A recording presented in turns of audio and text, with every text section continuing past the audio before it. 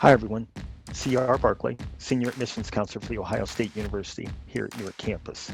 I'm hoping that you are enjoying our series on student financial aid and some of the most frequently asked questions. This is just a reminder that I'm playing the role of concerned parent, trying to get everything right, and my friend and colleague Nancy Shepard is playing the financial aid professional, guiding me through the steps. Hi, Nancy. It's your overwhelmed parent again. I'm so happy that I'm getting to speak with you.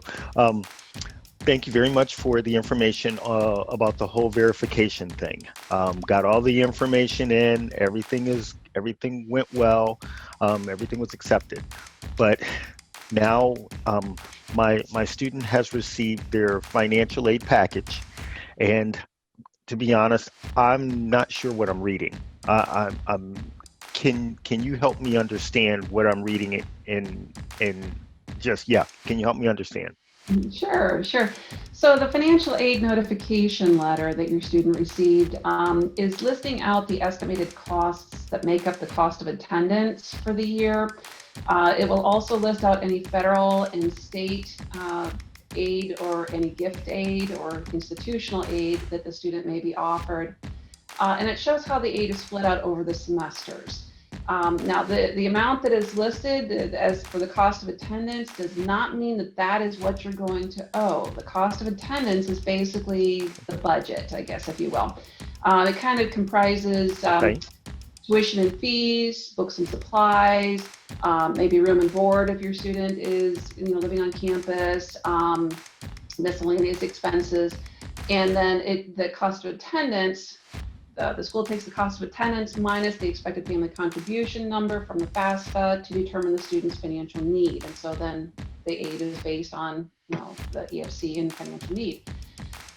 When packaging the financial aid, OSU assumes that your student will be enrolled full-time. So the numbers or the totals of the aid that is listed, it's assuming full-time enrollment. So if your student were to go less than full-time, that could adjust some of their aid, it could adjust it down to a lower amount, or some of the aid may not be available if they are enrolled less than full-time. So again, keep that in mind.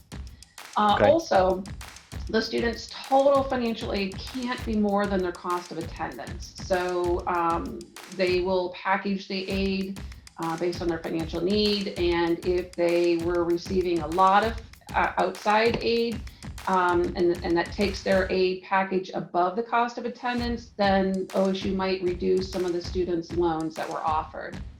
Now, to view more details about your student's financial aid, I would recommend logging on to their Buckeye link and going to their aid summary page, because that will show the total amount of aid that's been offered for the year. And then as you scroll down the page on the aid summary page, it will show how the aid is split out over the 2 semesters as well.